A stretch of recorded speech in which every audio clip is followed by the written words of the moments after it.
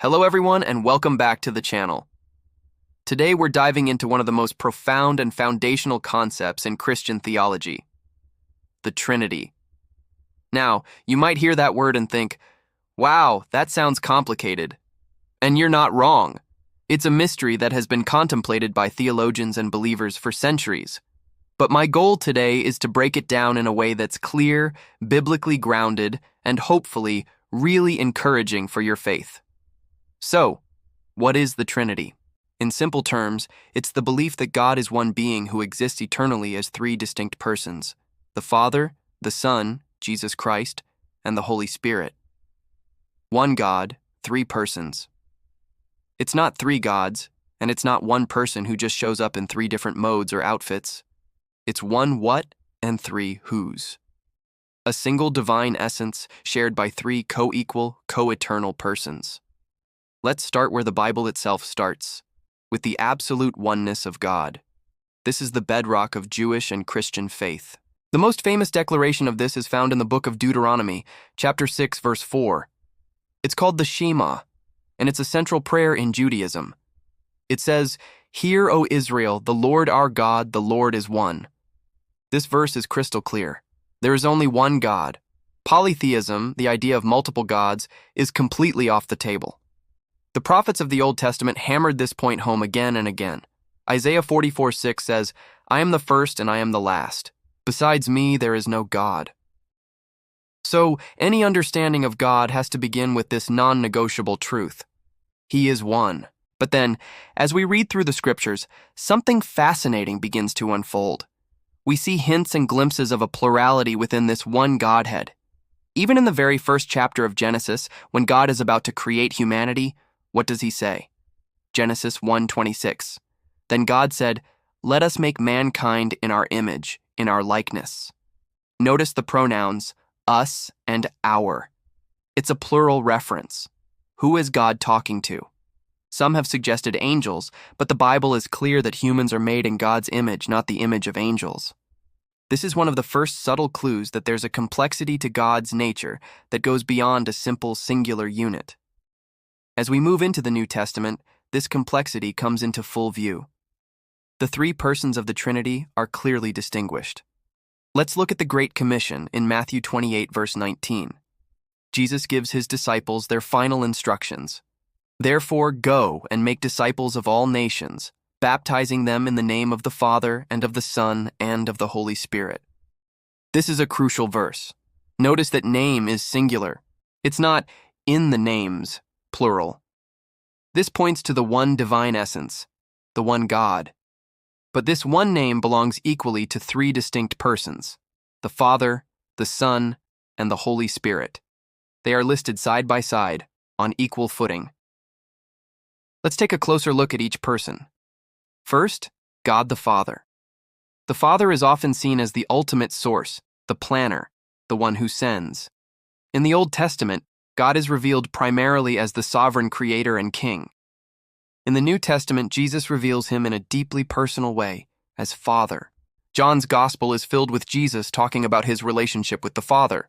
He says things like, "I and the Father are one," John 10:30, showing their unity and shared divine nature. Yet he also says, "The Father is greater than I," John 14:28, not in essence or divinity, but in role and position within their relationship. The Father sent the Son. Next, we have God the Son, Jesus Christ. This is where the doctrine of the Trinity becomes most visible. Jesus is not just a good man or a prophet. The Bible declares him to be fully God. John 1:1 says, "In the beginning was the Word, and the Word was with God, and the Word was God." And then in verse 14, "The Word became flesh and made his dwelling among us." This is the incarnation. God the Son taking on human nature. Jesus accepted worship, which is reserved for God alone. He forgave sins, something only God can do.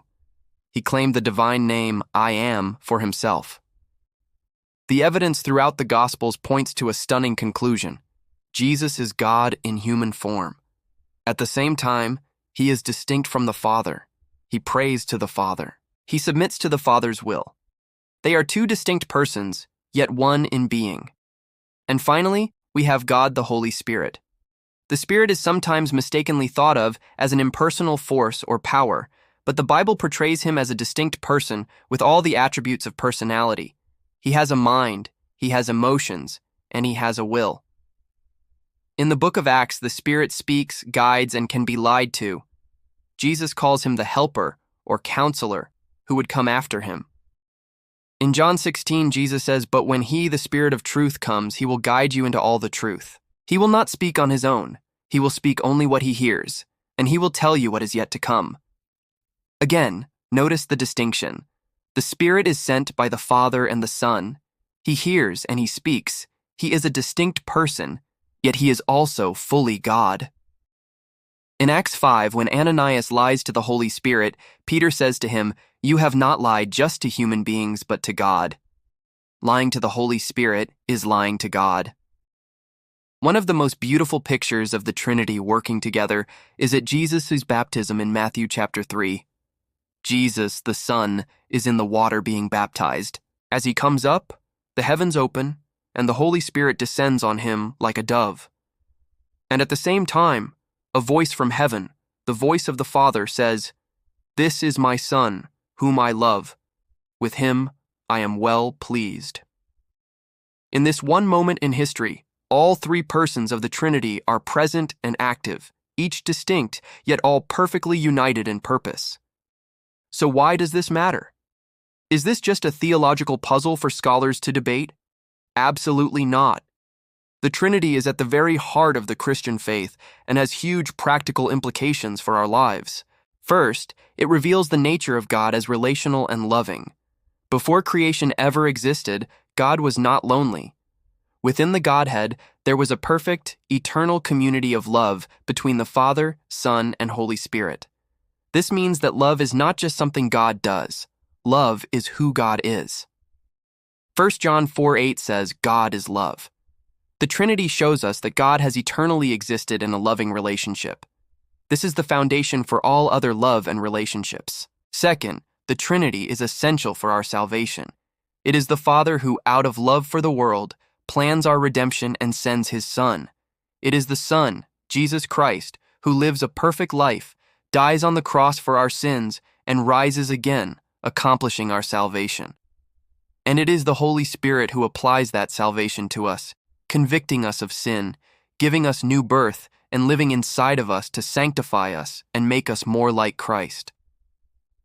You can't remove any one of the persons without the whole plan of salvation falling apart. It's a divine team effort. Third, the Trinity gives us a model for our own relationships and community. We are created in the image of a triune God, which means we are created for community. The perfect unity and diversity within the Godhead is a model for the church. We are all different, with different gifts and personalities, yet we are called to be one in Christ, united by the Spirit in love and purpose. I know this is a lot to take in. The Trinity is a mystery that we will never fully comprehend on this side of eternity. As one theologian said, "Try to understand it and you'll lose your mind. Try to deny it and you'll lose your soul." It's a truth that we apprehend by faith, based on the clear teaching of Scripture. It's not something humanity invented. It's something God has revealed about himself. The oneness of God, as declared in Deuteronomy, is the foundation. The distinction of the Father, Son, and Holy Spirit, as shown in Matthew 28 and throughout the New Testament, is the structure built upon that foundation. Together, they reveal a God who is more wonderful, more complex, and more loving than we could ever imagine. He is one God, eternally existing as the Father, the Son, and the Holy Spirit. Thank you so much for joining me today to explore this incredible topic. I hope it has been helpful and has given you a deeper appreciation for the God we worship. If you found this video valuable, please give it a thumbs up and consider subscribing to the channel for more content like this. And I'd love to hear your thoughts in the comments below. What aspect of the Trinity inspires you the most? Thanks again for watching, and I'll see you in the next video.